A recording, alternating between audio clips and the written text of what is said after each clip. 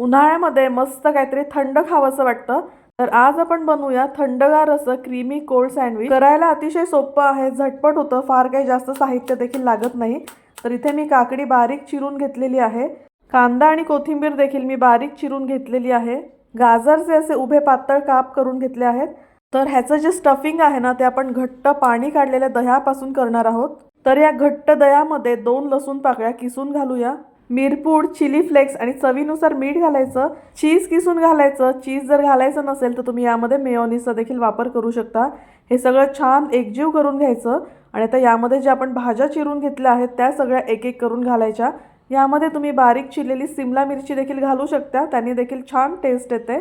तर चला आता हे सगळं व्यवस्थित मिक्स करून घ्यायचं आणि हे मिश्रण आपल्याला ब्रेडला व्यवस्थित लावून घ्यायचं आहे।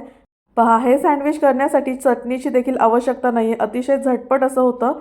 बरं, यामध्ये तुम्हाला जर चिली फ्लेक्स घालायचे नसतील ना, तर हिरवी मिरची अगदी बारीक चिरून देखील घातली तरी देखील चालेल।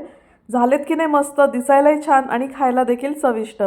तर उन्हाळ्यामध्ये हे थंडगार असं क्रीमी कोल्ड सँडविच नक्की करून पहा आणि अशा साध्या सोप्या रेसिपीजसाठी फॉलो करा।